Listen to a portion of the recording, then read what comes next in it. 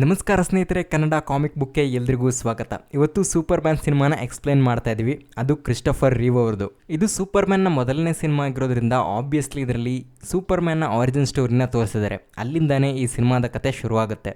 Krypton ಗ್ರಹದಲ್ಲಿ Borrell already ದೇಶದ್ರೋಹದ ಆರೋಪದ ಮೇಲೆ general ಝಾಡನ್ನ ಹಿಡಿದು ಕಟ್ಟಾಕಿರ್ತಾನೆ. ಅವನ ಜೊತೆ ಅವನ ಚೇಲಾಗಳಾಗಿರುವಂಥ ಉರ್ಸಾ ಮತ್ತೆ ನಾನ್ ಇಬ್ರು ಕೂಡ ಇರ್ತಾರೆ. ಅಂದರೆ ಕ್ರಿಪ್ಟಾನನ್ನು ಆಳ್ವಿಕೆ ಮಾಡಬೇಕು ಅನ್ನೋ ದುರಾಲೋಚನೆಯಿಂದ ಆ ಗ್ರಹದ ಒಂದು ರೆಡ್ ಕಲರ್ ಕ್ರಿಪ್ಟೋನಿಯನ್ ಕ್ರಿಸ್ಟಲನ್ನು ಮುರಿದಾಕಿರ್ತಾನೆ. ಇದರಿಂದ ಆ ಗ್ರಹಕ್ಕೆ ಸಂಕಷ್ಟ ಬಂದಿರುತ್ತೆ. ಅದಕ್ಕೆ ಅವನನ್ನು ಹಿಡಿದು ಕೂಡಾಕಿರ್ತಾರೆ. ಅದಕ್ಕೋಸ್ಕರ ಇವ್ರು 3 ಜನನು ಕೂಡ ಆ ಗ್ರಹದ ಕೌನ್ಸಿಲ್ ಮುಂದೆ ಕರ್ಕೊಂಬಂದಾಗ ಅವರು ಕೂಡ ಇವನಿಗೆ ಶಿಕ್ಷೆ ಕೊಡಬೇಕು ಅಂತೇಳಿ ನಿರ್ಧಾರ ಮಾಡಿ ಅವ್ರನ್ನ ಪ್ಯಾಂಟಮ್ ಝೋನ್ನಲ್ಲಿ ಕೂಡಾಕ್ತಾರೆ. ಅಂದರೆ ಅದೊಂದು ರೀತಿ ಮಿರರ್ ಡೈಮೆನ್ಷನ್ ರೀತಿ ಕಾಣಿಸುತ್ತೆ. ಅದು ತೇಲ್ಕೊಂಬಂದು ಇವ್ರು 3 ಜನನು ಕೂಡ ಲಾಕ್ ಮಾಡಿ ಎಳ್ಕೊಂಡೋಗ್ಬಿಡುತ್ತೆ. ನಂತರ ಝೋರೆಲ್ಲು ಅದೇ ಕೌನ್ಸಿಲ್ ಮೆಂಬರ್ಸ್ಗಳಿಗೆ ಹೇಳ್ತಾ ಇರ್ತಾನೆ, ಇನ್ನು 3 ದಿನದಲ್ಲಿ ಈ ಗ್ರಹ ನಾಶ ಆಗುತ್ತೆ, ಅಷ್ಟರೊಳಗಡೆ ನಾವೆಲ್ಲ ಗುಳೆ ಹೋಗ್ಬಿಡ್ಬೇಕು, ಇಲ್ಲ ಅಂತಂತ ಹೇಳಿದ್ರೆ ನಾವು ಸತ್ಬಿಡ್ತೀವಿ ಅಂತಂತೇಳಿ. ಅದಕ್ಕೆ ಅವರು ಒಪ್ಪಲ್ಲ. ಇಷ್ಟೊಂದು ಸಮೃದ್ಧವಾಗಿರುವಂಥ ಈ ಗ್ರಹ ಅದು ಹೆಂಗೆ ನಾಶ ಆಗೋದಕ್ಕೆ ಸಾಧ್ಯ, ನೀನೆಲ್ಲ ಸುಳ್ಳು ಹೇಳ್ತಿದ್ಯಾ, ನಿನಗೆ ತಲೆ ಕೆಟ್ಟಿದೆ ಅಂತ ಹೇಳ್ಬಿಟ್ಟು ಅವನಿಗೆ ಬೈದು ಹೊರಟೋಗ್ಬಿಡ್ತಾರೆ. ಅವ್ನಿಗೆ ಯಾರು ಸಪೋರ್ಟ್ ಮಾಡೋರೇ ಇರಲ್ಲ. ಆದರೆ ಅವನಿಗೆ ಖಂಡಿತ ಗೊತ್ತಿರುತ್ತೆ ಆ ಗ್ರಹ ನಾಶ ಆಗುತ್ತೆ ಅಂತಂತೇಳಿ. ಹಂಗಾಗಿ ಅವನ ಹೆಂಡತಿ ಲಾರಾ ಹತ್ರ ಬಂದ್ಬಿಟ್ಟು ಅದನ್ನು ಡಿಸ್ಕಸ್ ಮಾಡಿ ಅವನ ಮಗುನ ಅಂದರೆ ಕಾಲಲ್ ಬೇರೆ ಗ್ರಹಕ್ಕೆ ಕಳಿಸ್ಬೇಕು ಅಂತಂತೇಳ್ಬಿಟ್ಟು ಪ್ಲ್ಯಾನ್ ಮಾಡ್ತಾನೆ. ಆ ಗ್ರಹ ಬೇರೆ ಯಾವುದೂ ಅಲ್ಲ, ಭೂಮಿನೇ. ಯಾಕೆ ಅಂತ ಹೇಳಿದ್ರೆ ಅವ್ನು ಬೆಳೆಯೋದಕ್ಕೆ ವಾತಾವರಣ ತುಂಬ ಚೆನ್ನಾಗೇ ಇದೆ. ಜೊತೆಗೆ ಅವನಿಗೆ ಸನ್ಲೈಟು ಎನರ್ಜಿ ಕೊಡುತ್ತೆ. ಅವ್ನು ತುಂಬ ದೊಡ್ಡ ವ್ಯಕ್ತಿ ಆಗ್ತಾನೆ. ಅವನು ಹೋಪ್ ಆಫ್ ಸಿಂಬಲ್ ಆಗ್ತಾನೆ ಆ ಗ್ರಹದಲ್ಲಿ ಅಂತ. ಅಂದರೆ ಈ ಥರ ದೊಡ್ಡ ದೊಡ್ಡ ಡೈಲಾಗ್ ಎಲ್ಲ ಹೊಡೆದ್ಬಿಟ್ಟು ಒಂದು ಕ್ರಿಪ್ಟೋನಿಯನ್ ಸ್ಪೇಸ್ಶಿಪ್ನಲ್ಲಿ ಅವನನ್ನು ಇಟ್ಬಿಟ್ಟು ಜೊತೆಗೆ ಒಂದು ಗ್ರೀನ್ ಕಲರ್ ಕ್ರಿಸ್ಟಲ್ನ ಕೂಡ ಇಡ್ತಾನೆ. ಆದರೆ ಅದು ಕ್ರಿಪ್ಟೋನೈಟ್ ಅಲ್ಲ, ಅದು ಫಾರ್ಟ್ರೆಸ್ ಆಫ್ ಸಾಲಿಟ್ಯೂಡ್ಗೆ ಒಂದು ಕೀ ಆಗಿರುತ್ತೆ. ಈ ಥರ ಎಲ್ಲ ಪ್ಲಾನ್ ಮಾಡಿ ಆ ಸ್ಪೇಸ್ಶಿಪ್ಪನ್ನು ಲಾಂಚ್ ಮಾಡಿ ಭೂಮಿ ಕಡೆ ಕಳಿಸ್ಬಿಡ್ತಾರೆ. ಅವನನ್ನು ಕಳಿಸಿ ಸ್ವಲ್ಪ ಹೊತ್ತಿಗೆ ಆ ಭೂಮಿ ಮೇಲೆ ಡಮಾಲ್ ಡಿಮಿಲ್ ಅಂತಂತೇಳಿ ಇಡೀ ಗ್ರಹ ತುಂಬ ಭೂಕಂಪ ಆಗಿ ಆ ಗ್ರಹ ಡೆಸ್ಟ್ರಾಯ್ ಆಗೋಗ್ಬಿಡುತ್ತೆ. ಇನ್ನು ಎಷ್ಟೋ ಲೈಟ್ನಿಂಗ್ ದೂರ ಇರುವಂಥ ಭೂಮಿನ ಆ ಸ್ಪೇಸ್ಶಿಪ್ಪು ಸೇರ್ಕೊಳ್ಳೋದಕ್ಕೆ 3 ವರ್ಷ ಟೈಮ್ ಆಗಿರುತ್ತೆ. ಅಷ್ಟರೊಳಗಡೆ ಕಾಲೆಲ್ಲೂ ಬೆಳೆದು ಶಿಶ್ವಾರಕ್ಕೆ ಹೋಗೋ ಹುಡುಗನ ಥರ ದೊಡ್ಡವನಾಗಿರ್ತಾನೆ. ಆದರೆ ರಿಯಲ್ ಅರ್ತ್ ಟೈಮ್ಗೆ ಯಾವುದೇ ಥರ ಡಿಫ್ರೆನ್ಸ್ ಆಗಿರೋದಿಲ್ಲ. As it is same time ಲೈನಲ್ಲೇ ನಡೀತಾ ಇರುತ್ತೆ. ಅದರಲ್ಲೂ ಆ ಸ್ಪೇಸ್ಶಿಪ್ ಬಂದು ಭೂಮಿಗೆ ಬೀಳೋವಂಥ ಟೈಮ್ನಲ್ಲಿ ಜೊನಾಥನ್ ಕೆಂಟ್ ಮತ್ತು ಮಾರ್ತಾ ಕೆಂಟ್ ಇಬ್ರು ಅವ್ರ ಪಿಕಪ್ನಲ್ಲಿ ಹಿಂಗೆ ರೋಡಲ್ಲಿ ಹೋಗ್ತಾ ಇರ್ತಾರೆ. ಆ ಸ್ಪೇಸ್ಶಿಪ್ ಬಂದು ಅವ್ರ ಹೊಲದೊಳಗೆ ಬಿದ್ದ ಕೂಡಲೇ ಏನೋ ದೊಡ್ಡ ಭೂಕಂಪನೇ ಆದಂಗೆ ಆಗೋಗ್ಬಿಡುತ್ತೆ. ಅವ್ರ ಪಿಕಪ್ಪಿನ ಟೈರ್ ಕೂಡ ಪಂಚರ್ ಆಗೋಗ್ಬಿಡುತ್ತೆ. ಇಳಿದು ಏನಾಗಿದೆ ನೋಡೋಣ ಅಂತೇಳ್ಬಿಟ್ಟು ನೋಡ್ತಾ ಇದ್ರೆ ಆ ಸ್ಪೇಸ್ಶಿಪ್ ಕ್ರ್ಯಾಶ್ ಆಗಿರುವಂಥ ಜಾಗ ತುಂಬ ಕೆವಸಿಂದ ಕೂಡಿರೋದ್ರಿಂದ ಅಲ್ಲಿ ಬಂದು ಏನಾಗಿದೆ ಅಂತ ಹೇಳ್ಬಿಟ್ಟು ಇಣಕ್ಕೆ ನೋಡ್ತಾರೆ. ಅವಾಗ ಪುಟ್ಟ ಹುಡುಗನ ನೋಡಿ ಎತ್ಕೊಂಬಂದು ಅವನನ್ನು ನಾವೇ ಸಾಕೋಣ, ಇವನಿಗೆ ಕ್ಲಾರ್ಕ್ ಕೆಂಟ್ ಅಂತ ಹೆಸರಿಡೋಣ ಅಂತಂತೆಲ್ಲ ಮಾರ್ತಾ ತುಂಬ ಎಕ್ಸೈಟ್ ಆಗಿ ಮಾತಾಡ್ತಾ ಇರ್ತಾಳೆ. ಆದರೆ ಜೊನಾಥನ್ ಕೆಂಟ್ ಇದು ಯಾರ ಮಗುನೋ ಏನೋ ಪಾಪ ಅವ್ರ ಪೇರೆಂಟ್ಸಿಗೆ ಒಪ್ಪಿಸ್ಬಿಡೋಣ, ಅವ್ರು ಸುಮ್ಕೆ ಹುಡ್ಕಾಡ್ತಾ ಇರ್ತಾರೆ ಅಂತಂತೆಲ್ಲ ಮಾತಾಡ್ಕೊಳ್ತಿರುವಾಗ್ಲೇ ಆ ಪಿಕಪ್ಪಿನ ಜಾಕು ಜಾರ್ಬಿಟ್ಟು ಗಾಡಿ ಕೆಳಗೆ ಬಿಡ್ಬಿಡುತ್ತೆ. ಅದಿನ್ನೇನು ಜೊನಾಥನ್ ಮೇಲೆ ಬೀಳಬೇಕು ಅನ್ನೋಷ್ಟೊಳಗಡೆ ಬಾಂಚತ ಹುಡುಗ ಆ ಪಿಕಪ್ಪನ್ನೇ ಎತ್ತಿಡ್ಕೊಂಡ್ಬಿಡ್ತಾನೆ.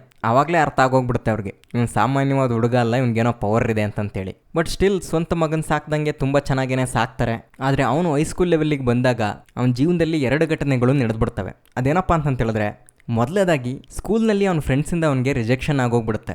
ಲಾನಾ ಅನ್ನೋ ಹುಡುಗಿ ಅವನನ್ನ ಜೊತೆಲೇ ಮನೆವರೆಗೂ ಕರ್ಕೊಂಡೋಗೋಣ ಕಾರಲ್ಲಿ ಅಂತಂತೇಳಿ ಅನ್ಕೊಂಡ್ರೆ ಅವನ ಜೊತೆಲಿದ್ದ ಫ್ರೆಂಡ್ಸ್ಗಳು ಅದಕ್ಕೆ ಒಪ್ಕೊಳ್ಳೋದಿಲ್ಲ. ಇಲ್ಲೇ ಗ್ರೌಂಡಲ್ಲಿ ತುಂಬ ಕೆಲಸ ಇದೆ, ಇದನ್ನೆಲ್ಲ ಮುಗಿಸ್ಬಿಟ್ಟು ಬರಲಿ ಅಂತಂತೇಳಿ ಅವನ್ನ ಬಿಟ್ಟೋಗ್ಬಿಡ್ತಾರೆ. ಇವನಿಗೆ ಕೋಪ ಬಂದು ಆ ಹ್ಯಾಂಡ್ ಬಾಲನ್ನೇ ಫುಟ್ಬಾಲ್ ಥರ ಒದ್ದು ಮನೆ ಕಡೆ ಓಡೋದಕ್ಕೆ ಶುರು ಮಾಡ್ತಾನೆ. ಯಾವ ಮಟ್ಟಿಗೆ ಅಂತಂತೇಳಿದ್ರೆ ಟ್ರೈನ್ಗಿನ್ನ ಫಾಸ್ಟಾಗಿ. ಅವರೆಲ್ಲ ಅವ್ರ ಮನೆ ಗೇಟ್ ಹತ್ರ ಬರೋಷ್ಟೊಳಗಡೆ ಇವನು ಆಲ್ರೆಡಿ ಅವ್ರ ಮನೆ ಗೇಟ್ ಹತ್ರ ಬಂದ್ಬಿಟ್ಟು ವೆಯ್ಟ್ ಮಾಡ್ತಾ ಇರ್ತಾನೆ. ಅದನ್ನ ನೋಡಿ ಅವ್ರಿಗೂ ಕೂಡ ಶಾಕ್ ಆಗಿಬಿಡುತ್ತೆ. ಅದು ಅಲ್ಲದೆ ನಾನು ಓಡೋಡ್ಕೊಂಡು ಬಂದೆ ಅಂತ ಹೇಳ್ತಾನೆ. ಅವ್ರು ಅದನ್ನು ಕೂಡ ನಂಬಲ್ಲ. ಇವನೆಲ್ಲ ಸುಳ್ಳು ಹೇಳ್ತದಾನೆ, ಅವ್ರ ಅಪ್ಪನ ಗಾಡಿನಲ್ಲಿ ಬಂದಿರಬೇಕು ಅಂತಂತೇಳಿ ಅವ್ರ ಮುಂದೆ ಹೊರಟ್ಬಿಡ್ತಾರೆ. ಇದನ್ನ ಜೊನಾಥನ್ ಕೆಂಟ್ ಅಬ್ಸರ್ವ್ ಮಾಡಿ ಏನು ನಡೀತು, ಏನು ಸಮಾಚಾರ ಎಲ್ಲ ಅಂತಂತೇಳಿ ಅವಾಗ ಅವನು ಒಂದೊಂದಾಗಿ ಹೇಳ್ತಾನೆ, ಫುಟ್ಬಾಲ್ನ ತುಂಬ ಜೋರಾಗಿ ಒದ್ದೆ, ಟ್ರೈನ್ನೇ ಚೇಸ್ ಮಾಡ್ಕೊಂಬಂದೆ, ತುಂಬ ಫಾಸ್ಟಾಗಿ ಓಡ್ತೀನಿ, ಈ ಥರ ನಾನು ಎಲ್ಲದನ್ನೂ ಮಾಡ್ಬೋದು, ನಾನು ಏನು ಬೇಕಾದರೂ ಮಾಡ್ಬೋದು ಅಂತಂತ ಹೇಳ್ತಾ ಇರ್ತಾನೆ. ಅವಾಗ ಅವನಿಗೆ ಹೇಳೋದು ಒಂದೇ ಮಾತು, ಏನು ಬೇಕಾದರೂ ಮಾಡ್ತೀನಿ ಅಂತಂತ ಅಂದ್ಕೊಳ್ಳೋದು ತಪ್ಪು, ನಿನ್ನ ಕೈಲಿ ಎಲ್ಲ ಕೆಲಸನೂ ಮಾಡೋಕ್ಕಾಗಲ್ಲ, ಎಲ್ಲದನ್ನು ಕೂಡ ನಿನ್ನ ಕಂಟ್ರೋಲ್ನಲ್ಲಿ ಇಡೋಕ್ಕಾಗಲ್ಲ ಅಂತಂತೇಳಿ. ಅದವನಿಗೆ ಎಷ್ಟರ ಮಟ್ಟಿಗೆ ಅರ್ಥ ಆಯಿತೋ ಏನೋ ಗೊತ್ತಿಲ್ಲ. ಮುಂದೆ ಹೋಗ್ಬಿಟ್ಟು ಅವ್ರ ಮನೆ ನಾಯಿ ಹತ್ರ ಆಟ ಆಡ್ತಾ ಇರ್ತಾನೆ. ಅವಾಗ ಜೊನಾಥನ್ಗೆ ಹಾರ್ಟ್ ಅಟ್ಯಾಕ್ ಆಗಿ ಸತ್ತೋಗ್ಬಿಡ್ತಾನೆ. ಅವಾಗ ಮಾರ್ತಾ ಮತ್ತು ಕ್ಲಾರ್ಕ್ ಇಬ್ರು ಅವನಿಗೆ ಅಂತ್ಯ ಸಂಸ್ಕಾರ ಎಲ್ಲ ಮಾಡಿ ಮುಗಿಸಿದ್ಮೇಲೆ ಅವಾಗ ಕ್ಲಾರ್ಕ್ಗೆ ಗೊತ್ತಾಗುತ್ತೆ, ಹೌದು ನಾನು ಏನು ಬೇಕಾದರೂ ಮಾಡ್ತೀನಿ ಅಂತಂತ ಅಂದ್ಕೊಳ್ಳೋದು ತಪ್ಪು, ನನ್ನ ಹತ್ರ ಏನೇನೇ ಪವರ್ಸ್ ಇದ್ರೂ ಕೂಡ ನಮ್ಮ ಅಪ್ಪನ್ನ ಕಾಪಾಡ್ಕೊಳಕ್ಕಾಗಲಿಲ್ಲ ಅಂತಂತೇಳಿ. ಜೊತೆಗೆ ಅವತ್ತಿನ ದಿನ ನೈಟು ಅವನಿಗೆ ಏನೋ ಒಂದು ವಿಚಿತ್ರವಾಗಿರೋ ಶಬ್ದ ಕೇಳಿಸುತ್ತೆ. ಆ ಶಬ್ದ ಎಲ್ಲಿ ಬರ್ತಿದೆ ಅಂತೇಳ್ಬಿಟ್ಟು ಹುಡುಕೊಂಡು ಗೋಡೌನ್ಗೆ ಹೋಗಿ ನೋಡಿದಾಗ ಅವನಿಗೆ ಗ್ರೀನ್ ಕಲರ್ದೊಂದು ಕ್ರಿಪ್ಟೋನಿಯನ್ ಕ್ರಿಸ್ಟಲ್ಲು ಸಿಕ್ಕುತ್ತೆ. ಆದರೂ ಅದು ಕ್ರಿಪ್ಟೋನೈಟ್ ಅಲ್ಲ, ಫಾರ್ಟ್ರೆಸ್ ಆಫ್ ಸಾಲಿಟ್ಯೂಡ್ಗೆ ಒಂದು ರೀತಿ ಕೀ ಇದ್ದಂಗೆ. ಅಂದರೆ ಈ ಥರದ ಕೀಸ್ಗಳನ್ನು ನಾವು ಮ್ಯಾನ್ ಆಫ್ ಸ್ಟೀಲ್ ಸಿನಿಮಾದಲ್ಲೂ ಕೂಡ ನೋಡಿರ್ತೀವಿ. ಬಟ್ ಇದನ್ನು ಕಾಮಿಕ್ ಆ್ಯಕ್ಯುರೇಟ್ ಆಗಿ ಮಾಡಿದ್ದಾರೆ. ಓಕೆ, ಅದು ನಾನು ಎಲ್ಲಿಂದ ಬಂದೆ, ಏನಾಯ್ತು ಏನು ಕತೆ ಅದಕ್ಕೆಲ್ಲ ದಾರಿ ತೋರಿಸುತ್ತೆ ಅಂತ ಹೇಳ್ಬಿಟ್ಟು ಮನೆ ಬಿಟ್ಟು ಆಚೆ ಹೋಗಿ ಅವನ ಜನ್ಮ ರಹಸ್ಯ ತಿಳ್ಕೊಬೇಕು ಅಂತ ಹೇಳ್ಬಿಟ್ಟು ಅನ್ಕೊಳ್ತಾನೆ. ಸರಿ ಆಯ್ತು ಹೋಗ್ಬಾರಪ್ಪ ಮಗನೇ ಅಂತ ಹೇಳ್ಬಿಟ್ಟು ಅವ್ರ ಅಮ್ಮನೂ ಕಳಿಸ್ತಾರೆ. ಅವನು ಅದನ್ನೇ ಫಾಲೋ ಮಾಡ್ಕೊಂಡೋಗಿ ಫುಲ್ ಭೂಮಿಯ ನಾರ್ತ್ ಕಡೆ ಹೋಗ್ಬಿಡ್ತಾನೆ. ಆ್ಯಂಡ್ ಆ ಜಾಗಕ್ಕೆ ಅವ್ನು ತಂದಿರುವಂಥ ಫಾರ್ಟ್ರೆಸ್ ಆಫ್ ಸಾಲಿಟ್ಯೂಡ್ನ ಕೀನ ಎಸ್ತ್ ಕೂಡಲೇ ಅಲ್ಲಿ ಆ ಫಾರ್ಟ್ರೆಸ್ ಆಫ್ ಸಾಲಿಟ್ಯೂಡ್ ಓಪನ್ ಆಗಿ ಆಚೆ ಬಂದ್ಬಿಡುತ್ತೆ. ಅದರೊಳಗಡೆ ಹೋದಾಗ ಅವನಿಗೆ ಜೋರೆಲ್ ಮತ್ತೆ ಕಾಣಿಸ್ಕೊಳ್ತಾನೆ. ಇಡೀ ಕ್ರಿಪ್ಟೋನಿಯನ್ ಇತಿಹಾಸನೆಲ್ಲ ತಿಳಿಸ್ಬಿಟ್ಟು ಅವನನ್ನು ಮೋಟಿವೇಶನ್ ಮಾಡಿ ಸೂಪರ್ ಮ್ಯಾನ್ ಆಗಿ ಹೊರಗೆ ಕರ್ಕೊಂಬರ್ತಾನೆ. ಆ್ಯಂಡ್ ಇಲ್ಲಿಂದ ಸೂಪರ್ ಮ್ಯಾನ್ನ ಜರ್ನಿ ಶುರು. ಅಂದರೆ ಜೊತೆಗೆ ಕ್ಲಾರ್ಕ್ ಕೆಂಟು ಕೂಡ ಇರ್ತಾನೆ. ಅದಕ್ಕೋಸ್ಕರ ಅವನು ಮೆಟ್ರೋಪಾಲಿಸ್ ಸಿಟಿಗೆ ಬಂದು ಡೈಲಿ ಪ್ಲಾನೆಟ್ ನ್ಯೂಸ್ ಪೇಪರ್ನಲ್ಲಿ ಕೆಲ್ಸಕ್ಕೆ ಸೇರ್ಕೊಳ್ತಾನೆ. ಕೆಲ್ಸಕ್ಕೆ ಸೇರ್ಕೊಂಡು ಮೊದಲನೇ ದಿನಾನೇ ಲೂಯಿಸ್ ಲೇನ್ಗೆ ಅವನ ಮೇಲೆ ಡೌಟ್ ಬಂದ್ಬಿಡುತ್ತೆ. ಅದು ಹೆಂಗೆ ಏನು ಅಂತ ಹೇಳ್ಬಿಟ್ಟು ನಿಮಗೆ ಹೇಳ್ತೀನಿ. ಅವತ್ತಿನ ಡ್ಯೂಟಿ ಮುಗಿಸ್ಕೊಂಡು ಆಚೆ ಬರ್ತಿರುವಾಗ ಒಬ್ಬ ಗೂಂಡ ಬಂದ್ಬಿಟ್ಟು ಅವ್ರನ್ನ ಎದುರಿಸಿ ಲೂಯಿಸ್ ಲೇನ್ ಹತ್ರ ಇರೋ ಪರ್ಸನ್ನ ಕಿತ್ಕೊಳ್ಬೇಕು ಅಂತ ಹೇಳ್ಬಿಟ್ಟು ನೋಡ್ತಾನೆ. ಅವಾಗ ಅವನ ಹತ್ರ ಇರೋ ಗನ್ನಿಂದ ಅವ್ರನ್ನ ಶೂಟ್ ಮಾಡಬೇಕು ಅಂತ ನೋಡಿದಾಗ ಆ ಬುಲೆಟನ್ನು ಕ್ಯಾಚ್ ಹಿಡಿದ್ಬಿಟ್ಟು ಪ್ರಜ್ಞೆ ತಪ್ಪಿ ಬಿದ್ದಿರೋ ಒಂಥರ ನಾಟಕ ಮಾಡ್ತಾನೆ. ಆ್ಯಂಡ್ ಶೂಟ್ ಮಾಡಿದ ಕಳ್ಳಾಲಿಂದ ಓಡೋಗ್ಬಿಡ್ತಾನೆ, ಫೈರ್ ಮಾಡಿದ್ನಲ್ಲ ಅಂತಂತೇಳಿ. ಬಟ್ ಅಲ್ಲಿಂದ ಎದ್ದು ಅವಳಿಗೆ ಪರ್ಸನ್ನ ವಾಪಸ್ ಕೊಡುವಾಗ ಕರೆಕ್ಟಾಗಿ ಆ ಪರ್ಸು ಒಳಗಡೆ ಏನೇನು ಇಟ್ಟಿದ್ಲೋ ಅದನ್ನೆಲ್ಲದನ್ನೂ ಹೇಳ್ಬಿಡ್ತಾನೆ. ಅದೆಲ್ಲ ನಿಂಗೆ ಹೆಂಗೆ ಗೊತ್ತು ಅಂತಂತೇಳಿ ಕೇಳಿದ್ದಕ್ಕೆ ಸಾಮಾನ್ಯವಾಗಿ ಹುಡುಗಿರು ಏನೇನು ಇಟ್ಟಿರ್ತಾರೆ ಅಂತೇಳ್ಬಿಟ್ಟು ಗೆಸ್ ಮಾಡಿದೆ ಅಷ್ಟೇ ಅಂತಂತೆಲ್ಲ ಹೇಳ್ತಾನೆ. ಇದೆಲ್ಲ ಒಂದು ಕಡೆ ಆದರೆ ಅಫಿಷಿಯಲ್ ಆಗಿ ಅವನು ಸೂಪರ್ ಮ್ಯಾನ್ ಅಂತೇಳ್ಬಿಟ್ಟು ಜನಗಳಿಗೆ ಗೊತ್ತಾಗೋದು ಪಬ್ಲಿಕ್ ಮುಂದೆ ಬರೋ ಅಂತ ಒಂದು ಸಿನಾರಿಯೋ ನಡೆಯುತ್ತೆ. ಏನಪ್ಪ ಅಂತಂತೇಳಿದ್ರೆ ಡೈಲಿ ಪ್ಲಾನೆಟ್ ಆಫೀಸ್ನಿಂದ ಅವತ್ತು ಲೂಯಿಸ್ ಲೇನ್ ಹೆಲಿಕಾಪ್ಟರ್ ಎತ್ಕೊಂಡ್ಬಿಟ್ಟು ಬೇರೆ ಜಾಗಕ್ಕೆ ಹೋಗ್ಬೇಕಾಗಿರುತ್ತೆ. ಆ ಟೈಮಲ್ಲಿ ಹೆಲಿಕಾಪ್ಟರ್ ಎತ್ಕೊಂಡು ಹೋಗ್ತಿರುವಾಗ ಅಲ್ಲೇ ಇರುವಂಥ ಒಂದು ಕೇಬಲ್ಗೆ ಆ ಹೆಲಿಕಾಪ್ಟರ್ ಸಿಗಾಕೊಂಡ್ಬಿಟ್ಟು ಆ ಬಿಲ್ಡಿಂಗ್ ಮೇಲಿಂದ ಬೀಳ್ತಾ ಇರುತ್ತೆ. ಅಂದರೆ ಸ್ವಲ್ಪ ಅದರಲ್ಲೇ ಸಿಗಾಕೊಂಡಿರುತ್ತೆ. ಅವಾಗ ಸೂಪರ್ ಮ್ಯಾನ್ ಬಂದ್ಬಿಟ್ಟು ಲೂಯಿಸ್ ಲೇನ್ನ ಕಾಪಾಡ್ತಾನೆ. ಬರೀ ಇದೊಂದೇ ಇನ್ಸಿಡೆಂಟ್ ಆಗಿದ್ರೆ ಬಿಡು ಅಂತೇಳಿ ಹೇಳ್ಬೋದಾಗಿತ್ತು. ದೊಡ್ಡ ದೊಡ್ಡ ಕಳ್ಳ ಕದೀಮ್ರನ್ನ ಹಿಡಿಯೋದ್ರಿಂದ ಹಿಡಿದು ಪ್ರೆಸಿಡೆಂಟ್ನ ಏರ್ಫೋರ್ಸ್ ಒಂದು ವಿಮಾನನೂ ಕಾಪಾಡ್ತಾನೆ, ಒಂದು ಚಿಕ್ಕ ಬೆಕ್ಕನ್ನು ಕೂಡ ಕಾಪಾಡ್ತಾನೆ. ಒಟ್ಟಿಗೆ ಸಹಾಯ ಮಾಡೋದ್ರಲ್ಲಿ ದೊಡ್ಡದು ಚಿಕ್ಕದು ಯಾವುದು ಥರ ಮುಲಾಜ್ ನೋಡ್ತಾ ಇರಲ್ಲ. ಹಂಗಾಗಿ ಸಿಕ್ಕಾಪಟ್ಟೆ ಫೇಮಸ್ ಆಗೋಗ್ಬಿಡ್ತಾನೆ. ಅವನ ಬಗ್ಗೆ ನ್ಯೂಸ್ ಪೇಪರ್ ಮೇಲೆ ಆರ್ಟಿಕಲ್ಸ್ಗಳೆಲ್ಲ ಬರೋದಕ್ಕೆ ಶುರುವಾಗ್ತವೆ. ಆದರೆ ಅವಾಗ ಅವನಿಗಿನ್ನೂ ಯಾರು ಸೂಪರ್ ಮ್ಯಾನ್ ಅಂತೇಳ್ಬಿಟ್ಟು ಹೆಸರಿಡಿದು ಕರಿತಾ ಇರೋದಿಲ್ಲ. ಕೇಪ್ಡ್ ವಂಡರ್, ಫ್ಲೈಯಿಂಗ್ ಹ್ಯೂಮನ್, ಈ ಥರ ಏನೇನೋ ಆರ್ಟಿಕಲ್ಸ್ಗಳನ್ನೆಲ್ಲ ಪಬ್ಲಿಷ್ ಮಾಡ್ತಾ ಇರ್ತಾರೆ. ಆದರೆ ಪೆರ್ರಿ ವೈಟ್ಗೆ ಇವನು ಯಾರು ಏನು ಅದ್ರ ಬಗ್ಗೆ ಎಲ್ಲ ಪೂರ್ತಿ ಅವನನ್ನೇ ಮಾತಾಡಿಸಿ ಇಂಟರ್ವ್ಯೂ ಮಾಡೋಕ್ಕಾಗುತ್ತಾ ಯಾರಿಗಾದ್ರು ಅಂತೇಳ್ಬಿಟ್ಟು ಅವ್ರ ಆಫೀಸ್ನಲ್ಲಿ ಎಲ್ಲರೂ ಕರೆಸ್ಬಿಟ್ಟು ಮಾತಾಡ್ತಾ ಇರ್ತಾನೆ. ಅವಾಗ ಲೂಯಿಸ್ ಲೇನು ನಾನು ಮಾಡ್ತೀನಿ ಇಂಟರ್ವ್ಯೂ, ಸರಿಯಾಗೇ ಮಾಡ್ತೀನಿ ನೋಡ್ತಾ ಇರಿ ಅಂತೇಳ್ಬಿಟ್ಟು ಸೂಪರ್ ಮ್ಯಾನ್ ಜೊತೆ ರಾತ್ರಿ 8 ಗಂಟೆಗೆ ಒಂದು ಇಂಟರ್ವ್ಯೂನ ಅರೇಂಜ್ ಮಾಡ್ಕೊಳ್ತಾಳೆ. ಅವನು ಅದೇ ಟೈಮ್ಗೆ ಬರ್ತಾನೆ. ಅವನಿಗೆ ಏನೇನು ಕೆಪಾಸಿಟಿ ಇದೆ, ಏನು ಕತೆ ಎಲ್ಲದನ್ನು ವಿಚಾರಿಸ್ತಾರೆ. ಅದೇ ರೀತಿ ಅವಳನ್ನ ಒಂದ್ಸರಿ ಫ್ಲೈ ಮಾಡಿಸ್ಕೊಂಡು ರೈಡ್ ಕೂಡ ಕರ್ಕೊಂಡು ಹೋಗ್ಬಿಟ್ಟು ಬರ್ತಾನೆ. ಇದನ್ನೆಲ್ಲ ನೋಡಿ ಲೂಯಿಸ್ ತುಂಬ ಇಂಪ್ರೆಸ್ ಆಗೋಗ್ಬಿಡ್ತಾಳೆ. ಆದರೆ ಅವನ ಹೆಸರನ್ನು ಕೇಳೋದನ್ನೇ ಮರ್ತ್ಬಿಡ್ತಾಳೆ. ಬಂದು ಲ್ಯಾಂಡ್ ಆಗಿ ಅವನು ಹೋಗ್ತಿದ್ದಂಗೆ ವಾಟ್ ಎ ಸೂಪರ್ ಮ್ಯಾನ್ ಅಂತೇಳ್ಬಿಟ್ಟು ಅಂತಾಳೆ. ಅದೇ ಅವನ ಹೆಸರು ಅಂತೇಳ್ಬಿಟ್ಟು ನಾಳೆ ತಗೊಂಡೋಗಿ ಡೈಲಿ ಪ್ಲಾನೆಟ್ಗೆ ಕೊಟ್ಬಿಡ್ತಾಳೆ. ಅವರು ಅದನ್ನೇ ಪಬ್ಲಿಷ್ ಮಾಡಿಬಿಡ್ತಾರೆ.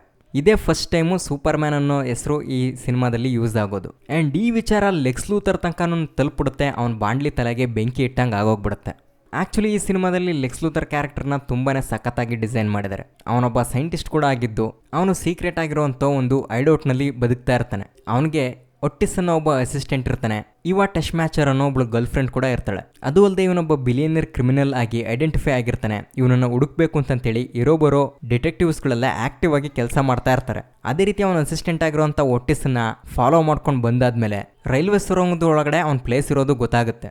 ಬಟ್ ಕಂಪ್ಲೀಟಾಗಿ ಅವನ ಐಡೌಟನ್ನು ತಲುಪಬೇಕು ಅನ್ನೋಷ್ಟರೊಳಗಡೆ ಅವನು ಡೋರ್ ಕ್ಲೋಸ್ ಮಾಡಿಬಿಟ್ಟು ಅವನನ್ನು ಟ್ರೈನ್ ಬರೋ ಟೈಮ್ಗೆ ಟ್ರೈನ್ ಎದುರುಗಡೆ ತಳ್ಳಿಬಿಡ್ತಾನೆ. ಅವನು ಅಲ್ಲೇ ಹೆಣ ಆಗೋಗ್ಬಿಡ್ತಾನೆ. ಹಂಗಾಗಿ ಅವನನ್ನು ಯಾರು ಕೂಡ ಕಂಡುಹಿಡಿಯೋದಕ್ಕೆ ಆಗ್ತಾ ಇರೋದಿಲ್ಲ. ತುಂಬಾ ಕಷ್ಟ ಆಗ್ತಾ ಇರುತ್ತೆ. ಆ್ಯಕ್ಚುಲಿ ಈ ಸಿನಿಮಾದಲ್ಲಿ ಲೆಕ್ಸ್ ಲೂಥರ್ ಎಂಥ ಒಂದು ಮಾಸ್ಟರ್ ಪ್ಲಾನ್ ಮಾಡಿರ್ತಾನೆ ಅಂತೇಳಿದ್ರೆ ವೆಲ್ತನ್ನು ಸಂಪಾದನೆ ಮಾಡೋದಕ್ಕೋಸ್ಕರ ಅವನು ಬಿಸ್ನೆಸ್ಸು ಸ್ಟಾಕ್ ಮಾರ್ಕೆಟು ಅಂತೇಳಿ ತಲೆ ಕೆಡಿಸ್ಕೊಳ್ದಲೆ ಓನ್ಲಿ ರಿಯಲ್ ಎಸ್ಟೇಟ್ ಮೇಲೆ ಇನ್ವೆಸ್ಟ್ ಮಾಡ್ತಾ ಇರ್ತಾನೆ. ಅದೇ ರೀತಿ ಅವನಿಗೊಂದು ದೊಡ್ಡ ಭೂಮಿ ಬೇಕಾಗಿರುತ್ತೆ. ಅದನ್ನು ಖರೀದಿ ಮಾಡಬೇಕು ಅಂತೇಳಿ ಪ್ಲ್ಯಾನ್ ಮಾಡ್ತಾ ಇರ್ತಾನೆ. ಆ್ಯಂಡ್ ಇಲ್ಲಿಂದ ಈಚೆಗೆ ಅವನ ಒಂದೊಂದೇ ಪ್ಲ್ಯಾನು ಇವಿಲ್ ಇಂಟೆನ್ಷನ್ ಎಲ್ಲ ರಿವೀಲ್ ಆಗ್ತಾ ಹೋಗುತ್ತೆ. ಜೊತೆಗೆ ಅಮೆರಿಕಾದವರು 2 ನ್ಯೂಕ್ಲಿಯರ್ ವೆಪನನ್ನು ಟೆಸ್ಟ್ ಮಾಡಬೇಕು ಅಂತೇಳ್ಬಿಟ್ಟು ಹೊರಟಿರ್ತಾರೆ. ಒಂದು ನೇವಿ ಕಡೆಯಿಂದ, ಇನ್ನೊಂದು ಏರ್ಫೋರ್ಸ್ ಕಡೆಯಿಂದ. ಆ್ಯಂಡ್ ಅವೆರಡನ್ನೂ ಕೂಡ ಟೆಸ್ಟಿಂಗ್ಗೆ ತೊಗೊಂಡೋಗ್ಬೇಕು ಅಂತೇಳಿ ನೋಡ್ತಿರುವಾಗ ಅಲ್ಲಿನ ಆಫೀಸರ್ಸ್ಗಳನ್ನೆಲ್ಲ ಟ್ರ್ಯಾಪಿಗೆ ಕೆಡವಿ ಇವನು ಆಟ ಆಡ್ಬಿಡ್ತಾನೆ. ಅಂದರೆ ಟೆಸ್ಟ್ ಮ್ಯಾಚರ್ನ ಆಕ್ಸಿಡೆಂಟ್ ಆಗಿರೋ ಒಂದು ಕಾರ್ನಲ್ಲಿ ಕೂರಿಸ್ಬಿಟ್ಟು ಅಲ್ಲಿ ಆ ಮಿಲಿಟರಿ ವೆಹಿಕಲ್ಗಳು ನಿಲ್ಲಿಸ್ಬಿಟ್ಟು ವಿಚಾರಿಸ್ತಿರುವಾಗ ಒಟ್ಟಿಸ್ ಹೋಗಿ ಅದರೊಳಗಡೆ ಆ ಮಿಸೈಲನ್ನು ಆಕ್ಟಿವ್ ಮಾಡೋ ಕೋಡನ್ನು ಚೇಂಜ್ ಮಾಡಿಬಿಟ್ಟು ಬರ್ತಾನೆ. ಆದರೆ ಅದು ಕೂಡ ಸರಿ ಇರೋದಿಲ್ಲ ಅಂತೇಳ್ಬಿಟ್ಟು ಇನ್ನೊಂದ್ಸರಿ ಬ್ರಿಡ್ಜನ್ನು ಬ್ಲಾಕ್ ಮಾಡ್ತಾರೆ. ಅವಾಗ ಟೆಸ್ಟ್ ಮ್ಯಾಚರೇ ಹೋಗ್ಬಿಟ್ಟು ಆ ಕೋಡನ್ನು ಸರಿಯಾಗಿ ಚೇಂಜ್ ಮಾಡಿಬಿಟ್ಟು ಬರ್ತಾಳೆ. ಅವಾಗ 2 ಮಿಸೈಲ್ಸ್ಗಳು ಕೂಡ ಲೆಕ್ಸ್ ಕಂಟ್ರೋಲ್ಗೆ ಸಿಕ್ಬಿಡುತ್ತೆ. ಆ್ಯಂಡ್ ಅದು ಅಲ್ಲದೆ ಇಡೀ ಪ್ರಪಂಚದ ತುಂಬ ಅಲ್ಲದಲ್ಲೇ ಏನಾದರೂ ಪ್ರಾಬ್ಲಮ್ ಆದರೆ ಸೂಪರ್ ಮ್ಯಾನ್ ಅದನ್ನು ಸರಿ ಮಾಡ್ತಾ ಇದ್ದಾನಲ್ಲ, ಹಂಗಾಗಿ ಇವ್ನು ಮಾಡ್ಕೊಂಡಿರೋ ಪ್ಲ್ಯಾನ್ಗೂ ಸೂಪರ್ ಮ್ಯಾನ್ ಏನಾದರೂ ತೊಂದರೆ ಮಾಡ್ಬೋದು ಅಂತೇಳಿ ಅವನನ್ನ ಕಂಟ್ರೋಲ್ ಮಾಡೋದಕ್ಕಂತೇಳಿ ಕ್ರಿಪ್ಟೋನೈಟನ್ನು ಹುಡುಕಿಟ್ಟಿರ್ತಾನೆ. ಆಫ್ರಿಕಾದ ಆಡಿಸ್ ಅಬಾಬಾ ಅನ್ನೋನೊಬ್ಬನಿಗೆ ಈ ಕ್ರಿಪ್ಟೋನೈಟು ಸಿಕ್ಕಿರುತ್ತೆ. ಅಂದರೆ ಕ್ರಿಪ್ಟೋನ್ ಗ್ರಹ ಯಾವಾಗ ಬ್ಲಾಸ್ಟ್ ಆಗುತ್ತೋ ಅವಾಗ ಅದ್ರ ಚಿಕ್ಕ ಪೀಸು ಭೂಮಿ ಮೇಲೂ ಕೂಡ ಬಂದು ಬಿದ್ದಿರುತ್ತೆ. ಲೆಕ್ಸ್ ಲೂಥರ್ ಪ್ರಕಾರ ಭೂಮಿ ಮೇಲಿನ ಯಾವ ಪದಾರ್ಥನೂ ಕೂಡ ಸೂಪರ್ಮ್ಯಾನ್ನ ಏನೂ ಮಾಡೋದಕ್ಕಾಗಲ್ಲ. ಆದರೆ ಅವನದೇ ಗ್ರಹದ ಯಾವುದಾದ್ರೂ ಒಂದು ಮೆಟೀರಿಯಲ್ನಿಂದ ಅವನನ್ನು ಕಂಟ್ರೋಲ್ ಮಾಡ್ಬೋದು. ಅದು ಅಲ್ಲದೆ ಈ ಸಿಕ್ಕಿರುವಂಥ ಈ ಕ್ರಿಪ್ಟೋನೈಟ್ಗೆ ತುಂಬ ಟಾಕ್ಸಿಕ್ ರೇಡಿಯೇಷನ್ ಇರೋದ್ರಿಂದ ಇದು ಅವನನ್ನು ಕೊಲ್ಲೂಬಹುದು ಅಂತೇಳ್ಬಿಟ್ಟು ಅಂದಾಜು ಮಾಡಿರ್ತಾನೆ. ಅವನು ಅನ್ಕೊಂಡಂಗೆ ಆಗುತ್ತೆ. ಅದು ಅಲ್ಲದೆ ಮುಂಚೆನೇ ಹೇಳ್ದಂಗೆ ಅವನು ರಿಯಲ್ ಎಸ್ಟೇಟ್ ಮೇಲೆ ಇನ್ವೆಸ್ಟ್ ಮಾಡ್ತಿರೋದ್ರಿಂದ ಸ್ಯಾನ್ ಆಂಡ್ರಸ್ನ ಏನು ಜಾಗ ಇರುತ್ತೋ ಅದು ಕಂಪ್ಲೀಟಾಗಿ ಪರ್ಚೇಸ್ ಮಾಡಿರ್ತಾನೆ. ಅದು ಥರ್ಡ್ ಪಾರ್ಟಿ ಮೂಲಕ. ಆ ವ್ಯಕ್ತಿನ ಇಂಟರ್ವ್ಯೂ ಮಾಡಬೇಕು ಅಂತೇಳ್ಬಿಟ್ಟು ಲೂಯಿಸ್ ಲೇನ್ ಹೋಗಿರ್ತಾಳೆ. ಇದೇ ಟೈಮ್ಗೆ ಸೂಪರ್ಮ್ಯಾನ್ಗೆ ಮಾತ್ರ ಕೇಳಿಸೋ ರೀತಿ ಒಂದು ಸ್ಪೆಸಿಫಿಕ್ ಫ್ರೀಕ್ವೆನ್ಸಿನಲ್ಲಿ ಸೂಪರ್ಮ್ಯಾನ್ನ ಕಾಂಟ್ಯಾಕ್ಟ್ ಮಾಡ್ತಾನೆ. ನೀನು ಇದನ್ನು ಕೇಳಿಸ್ಕೊಳ್ತಿದ್ಯಾ ಅಂತಂತೇಳಿದ್ರೆ ಪಕ್ಕಾ ಸೂಪರ್ಮ್ಯಾನೇ ಆಗಿರ್ತೀಯಾ. ಈಗ ನಾನು ಹೇಳಿದ ಜಾಗಕ್ಕೆ ಬರಲಿಲ್ಲ ಅಂತಂತೇಳಿದ್ರೆ ತುಂಬ ಜನ ಸತ್ತೋಗ್ಬೇಕಾಗತ್ತೆ, ನೋಡು ಯೋಚನೆ ಮಾಡು ಅಂತೇಳ್ಬಿಟ್ಟು ಹೇಳ್ತಾನೆ. ಆ್ಯಂಡ್ ಅದೇ ರೀತಿ ಅವನನ್ನು ಹುಡ್ಕೊಂಡು ಬರ್ತಾನೆ. ಅವನ ಅಂಡರ್ಗ್ರೌಂಡ್ನಲ್ಲಿ ಇರುವಂಥ ಒಂದು ಸೀಕ್ರೆಟ್ ಬೇಸ್ನ ಡೋರನ್ನ ಹೊಡ್ಕೊಂಡು ಅವನ ಅಡ್ಡಕ್ಕೆ ಎಂಟ್ರಿ ಕೊಟ್ಬಿಡ್ತಾನೆ. ಸೇಮ್ ಇದೇ ಥರದ್ದು ಒಂದು ಸೀನು ಈಗ ಬರ್ತಾ ಇರೋಂಥ ಸೂಪರ್ಮ್ಯಾನ್ ಸಿನಿಮಾದಲ್ಲಿ ಕೂಡ ಇದೆ. ಓಕೆ, ಅಲ್ಲಿಗೆ ಬಂದಾದ್ಮೇಲೆ ಲೆಕ್ಸ್ ಲೂಥರ್ನ ಮಾತಾಡಿಸಿದಾಗ ಅವನಿಗೆ ಗೊತ್ತಾಗುತ್ತೆ. ಅವಾಗ ಅವನು ಮೆಲ್ದಾಗಿ ಅವನ ಪ್ಲ್ಯಾನ್ ಎಲ್ಲ ಏನು ಅಂತೇಳ್ಬಿಟ್ಟು ಎಕ್ಸ್ಪ್ಲೇನ್ ಮಾಡ್ತಾನೆ. ಅವ್ನು ಕೊಂಡ್ಕೊಂಡಿರುವಂಥ ಬರಡು ಭೂಮಿನ ಒಳ್ಳೆ ಫಲವತ್ತಾಗಿರೋ ಭೂಮಿ ಮಾಡಬೇಕು ಅಂತೇಳಿದ್ರೆ ಆಲ್ರೆಡಿ ಕೋಸ್ಟಲ್ ಏರಿಯಾದಲ್ಲಿ ಇರುವಂಥ ಕಂಪ್ಲೀಟ್ ಕ್ಯಾಲಿಫೋರ್ನಿಯಾನ ಉಡಾಯಿಸಬೇಕು ಅಂತ ಅಂದ್ಕೊಂಡಿರ್ತಾನೆ. ಹಂಗಾಗೇನೆ ಆ 2 ಮಿಸೈಲ್ಸ್ಗಳನ್ನು ಐಜಾಕ್ ಮಾಡಿರ್ತಾನೆ. ಇವ್ರ ಹಣೆ ಬರೋಕ್ಕೆ ಮಿಲಿಟ್ರಿಯವರು ಅದೇ ಕೂಡಲೇ ಆ 2 ಮಿಸೈಲ್ಸ್ಗಳನ್ನು ಲಾಂಚ್ ಮಾಡ್ತಾರೆ. ಆದರೆ ಅದರ ಟಾರ್ಗೆಟನ್ನು ಲೆಕ್ಸ್ ಲೂಥರ್ ಫಿಕ್ಸ್ ಮಾಡಿರ್ತಾನೆ. ಅದರಲ್ಲಿ ಒಂದು ಮಿಸೈಲ್ ಬಂದ್ಬಿಟ್ಟು ಈ ಕ್ಯಾಲಿಫೋರ್ನಿಯಾಗೆ ಬಿದ್ದುಬಿಡುತ್ತೆ. ಅಲ್ಲಿನ ಭೂಮಿ ಕಂಪ್ಲೀಟಾಗಿ ಡೆಸ್ಟ್ರಾಯ್ ಆಗಿ ಸಮುದ್ರದಲ್ಲಿ ಮುಳುಗೋದ್ಮೇಲೆ ಕಂಪ್ಲೀಟಾಗಿ ಇವನ್ ಕೊಂಡ್ಕೊಂಡಿರೋಂಥ ಸ್ಯಾನ್ ಆಂಡ್ರಸ್ ಪ್ರದೇಶಕ್ಕೆ ಬೆಲೆ ಬರುತ್ತೆ ಅಂತೇಳಿ. ಆ್ಯಂಡ್ ಇನ್ನೊಂದು ಮಿಸೈಲನ್ನು ತಿರುಗಿಸಿ ವಾಪಸ್ಸು ಉಲ್ಟಾ ದಿಕ್ಕು ಅಂದರೆ ನ್ಯೂ ಜೆರ್ಸಿನಲ್ಲಿರುವಂಥ ಹ್ಯಾಕೆನ್ಸ್ಯಾಂಗ್ ಪ್ರದೇಶಕ್ಕೆ ಆಗ್ತಾ ಇರ್ತಾನೆ. ಅಂದರೆ ಅವೆರಡನ್ನೂ ಅಟ್ ಎ ಟೈಮ್ ಒಂದೇ ಸರಿ ಸೂಪರ್ಮ್ಯಾನ್ ಕಾಪಾಡೋದಕ್ಕಾಗಲ್ವಲ್ಲ. ಹಂಗಾಗಿ ಈಗ ಈ ಮಿಸೈಲ್ಸನ್ನು ಅಪೋರ್ಟ್ ಮಾಡಬೇಕು ಅಂತಂತೇಳಿದ್ರೆ ಡಿಟೋನೈಟಿಂದ ಮಾತ್ರ ಸಾಧ್ಯ. ಅದನ್ನು ನನ್ನ ಬಿಟ್ಟು ಇನ್ಯಾರಿಗೂ ಗೊತ್ತಿಲ್ಲ ಅಂತಂತೇಳಿ ಹೇಳಿದಾಗ ಅವನನ್ನು ಗದರಿಸಿ ಅದೆಲ್ಲಿದೆ ಹೇಳು ಅಂತಂತೇಳ್ಬಿಟ್ಟು ಅವನು ಇಡೀ ರೂಮನ್ನೇ ಎಕ್ಸ್ರೇ ಮೂಲಕ ಹುಡ್ಕಾಡ್ತಾ ಇರ್ತಾನೆ. ಬಟ್ ಒಂದು ಡಬ್ಬದ ಮೇಲೆ ಲೆಕ್ಸ್ ಲೂಥರ್ ಕೂತ್ಕೊಂಡವನು ಎದ್ದಂತಾನೇ ಇರೋದಿಲ್ಲ. ಅದನ್ನು ಅಬ್ಸರ್ವ್ ಮಾಡಿ ಅದರೊಳಗಡೆ ಇರಬೇಕು ಅಂತಂತೇಳ್ಬಿಟ್ಟು ಅವನ್ನ ಎತ್ತಿ ಎಳದ್ ಸೈಡಿಗೆ ಹಾಕಿ ಅದನ್ನು ಓಪನ್ ಮಾಡ್ತಾನೆ. ನೋಡಿದ್ರೆ ಕ್ರಿಪ್ಟೋನೈಟು ಅಷ್ಟೇ ಕತೆ. ಅದರ ರೇಡಿಯೇಷನ್ಗೆ ಸೂಪರ್ಮ್ಯಾನ್ ಪೂರ್ತಿ ವೀಕ್ ಆಗೋಗ್ಬಿಡ್ತಾನೆ. ಅಂದರೆ ಇದು ಕೂಡ ಲೆಕ್ಸ್ ಲೂಥರ್ನ ಒಂದು ಪ್ಲಾನೇ. ಅವಾಗ ಕ್ರಿಪ್ಟೋನೈಟ್ ಸರನ ಸೂಪರ್ಮ್ಯಾನ್ ಕೊಳ್ಳಿಗೆ ನ್ಯಾತಾಕಿ ಅವನನ್ನು ಸ್ವಿಮ್ಮಿಂಗ್ ಪೂಲ್ ಒಳಗಡೆ ತಳ್ಳಿ ಹೋಗ್ಬಿಡ್ತಾನೆ. ಆ ಟೈಮಲ್ಲಿ ಟೆಸ್ಟ್ ಮ್ಯಾಚರ್ ಬಂದ್ಬಿಟ್ಟು ಲೆಕ್ಸ್ ಲೂಥರ್ನ ಕೇಳ್ತಾಳೆ, ಹ್ಯಾಕೆನ್ಸ್ಯಾಂಗ್ ಪ್ರದೇಶದಲ್ಲೇನೆ ನಮ್ಮಮ್ಮನೂ ಇರೋದು, ಅವ್ರು ಸಾಯ್ತಾರಲ್ವಾ ಅಂತಂತೇಳಿ. ಅದಕ್ಕೆ ನಾನೇನು ಮಾಡೋಕ್ಕಾಗುತ್ತೆ ಅಂತಂತೇಳಿ ತುಂಬ ಅಸಡ್ಡೆಯಿಂದ ಮಾತಾಡ್ಬಿಡ್ತಾನೆ. ಅದಕ್ಕೆ ಅವಳಿಗೂ ತಲೆ ಕೆಟ್ಬಿಟ್ಟು ಇವನ್ ಪ್ಲಾನ್ ಹಾಳಾಗೋದ್ರೂ ಪರವಾಗಿಲ್ಲ, ನಮ್ಮ ಅಮ್ಮನ ಕಾಪಾಡ್ಕೊಳ್ಬೇಕು ಅಂತಂತೇಳಿ ಸೂಪರ್ಮ್ಯಾನ್ಗೆ ಹೆಲ್ಪ್ ಮಾಡಿ ಆ ಕ್ರಿಪ್ಟೋನೈಟ್ ಸರನ ಅವನ ಕೊಳ್ಳಿಂದ ತೆಗೆದುಬಿಡ್ತಾಳೆ. ಅದಕ್ಕೂ ಮುಂಚೆ ಅವಳೊಂದು ಪ್ರಾಮಿಸ್ ಮಾಡಿಸ್ಕೊಳ್ತಾಳೆ. ಫಸ್ಟು ಅವನು ಹ್ಯಾಕಿಂಗ್ಸ್ಯಾಂಗ್ ಮೇಲೆ ಹೋಗ್ತಾ ಇರೋಂಥ ಮಿಸೈಲನ್ನೇ ತಡಿಬೇಕು ಅಂತ. ಸರಿ ಆಯಿತು ಅಂತಂತೇಳಿ ಪ್ರಾಮಿಸ್ ಮಾಡಿ ಅವನು ಹೊರಟ್ಬಿಟ್ಟು ಆ ಮಿಸೈಲನ್ನು ಎತ್ತಿ ಸ್ಪೇಸ್ಗೆ ಎಸ್ಬಿಡ್ತಾನೆ. ಅದು ಸ್ಪೇಸಲ್ಲೇ ಡಮ್ ಅನ್ನುತ್ತೆ. ಆದರೆ ಇನ್ನೊಂದು ಮಿಸೈಲ್ ಮಾತ್ರ ಕರೆಕ್ಟಾಗಿ ಅವನು ಅಂದ್ಕೊಂಡಂಗೆ ಕ್ಯಾಲಿಫೋರ್ನಿಯಾ ಮೇಲೆ ಬಿದ್ದೇ ಬಿಡುತ್ತೆ. ಆ್ಯಂಡ್ ಅಲ್ಲಿನ ಸುತ್ತಮುತ್ತ ಜಾಗದಲ್ಲೆಲ್ಲ ಭೂಕಂಪ, ಪ್ರಳಯ ಶುರು ಆಗೋಗ್ಬಿಡುತ್ತೆ. ರೈಲ್ವೆ ಹಳಿ ಕಿತ್ತೋಗುತ್ತೆ, ಬ್ರಿಡ್ಜ್ ಎಲ್ಲ ಬಿದ್ದೋಗ್ತಾ ಇರ್ತವೆ, ಓವರ್ ಡ್ಯಾಮ್ ಒಡೆದೋಗುತ್ತೆ. ಆದರೆ ಸೂಪರ್ಮ್ಯಾನ್ ಎಲ್ಲದನ್ನೂ ಕೂಡ ಅವನ ಕಡೆಯಿಂದ ಕಾಪಾಡ್ಕೊಳ್ತಾ ಬರ್ತಾ ಇರ್ತಾನೆ. ಕೊನೆಗೆ ಅಲ್ಲಿನ ಭೂಮಿ ಕಳಚಿ ಬೀಳದೇ ಇರೋ ರೀತಿ ಅರ್ಥನ ಕೋರನ್ನೇ ಹಿಡಿದು ತಡೆದು ನಿಲ್ಲಿಸ್ಬಿಡ್ತಾನೆ. ಆದರೆ ಸೂಪರ್ಮ್ಯಾನ್ ಎಷ್ಟೋ ಮಿಲಿಯನ್ ಜನಗಳನ್ನ ಕಾಪಾಡಿದ್ರು ಕೂಡ ಅವನ ಲವ್ವರು ಲೂಯಿಸ್ ಲೇನನ್ನು ಕಾಪಾಡ್ಕೊಳ್ಳೋದಕ್ಕಾಗಲ್ಲ. ಅವಳು ಅರ್ಥಕ್ವಿಕ್ ಆಗ್ತಾ ಇರೋಂಥ ಟೈಮಲ್ಲಿ ಭೂಮಿ ಕುಸಿದು ಕಾರೋದ್ರೊಳಗಡೆ ಬಿದ್ದು ಅವಳು ಸತ್ತೇ ಹೋಗ್ಬಿಡ್ತಾಳೆ. ಅದನ್ನು ನೋಡಿ ಇವನಿಗೆ ಅರಗಿಸ್ಕೊಳಕ್ಕಾಗಲ್ಲ. ತಲೆ ಕೆಟ್ಟೋಗಿ ಭೂಮಿಯಿಂದ ಆಚೆ ಬಂದ್ಬಿಟ್ಟು ಭೂಮಿ ಸುತ್ತ ಉಲ್ಟಾ ತಿರುಗಿ ಟೈಮನ್ನೇ ರಿವರ್ಸ್ ಮಾಡಿಬಿಡ್ತಾನೆ. ವಾಪಸ್ ಆ ಆಕ್ಸಿಡೆಂಟ್ ಆಗೋದಕ್ಕಿಂತ ಮುಂಚೆ ಆ ಜಾಗಕ್ಕೆ ಬಂದ್ಬಿಟ್ಟು ಲೂಯಿಸ್ ಲೇನನ್ನು ಕೂಡ ಕಾಪಾಡ್ತಾನೆ. ಇಷ್ಟೆಲ್ಲ ಅವಾಂತರ ಮಾಡಿರುವಂಥ ಲೆಕ್ಸ್ ಲೂಥರ್ನ ಸುಮ್ಮನೆ ಬಿಡೋಕ್ಕಾಗತ್ತಾ? ಅವನು ಮತ್ತೆ ಅವನ ಶಿಷ್ಯ ಒಟ್ಟಿಸಿ ಇಬ್ಬರನ್ನು ಎತ್ತಾಕೊಂಡೋಗಿ ಜೈಲಿಗೆ ಹಾಕ್ಬಿಟ್ಟು ಬರ್ತಾನೆ. ಅಲ್ಲಿಗೆ ಹ್ಯಾಪಿ ಎಂಡಿಂಗ್. ಈ ಸಿನಿಮಾ ಮುಗಿದೋಗುತ್ತೆ. ಇನ್ನು ನೆಕ್ಸ್ಟ್ ವಿಡಿಯೋದಲ್ಲಿ ಸೂಪರ್ಮ್ಯಾನ್ 2 ಸಿನಿಮಾನ ಎಕ್ಸ್ಪ್ಲೈನ್ ಮಾಡ್ತೀವಿ. ಅಲ್ಲಿವರೆಗೂ ನಮ್ಮ ಚಾನಲನ್ನು ಇದೇ ರೀತಿ ನೋಡ್ತಾ ಇರಿ. ಮತ್ತೆ ಮುಂದಿನ ವಿಡಿಯೋದಲ್ಲಿ ಸಿಗೋಣ. ಈ ವಿಡಿಯೋ ನೋಡಿದ್ದಕ್ಕಾಗಿ ಧನ್ಯವಾದಗಳು.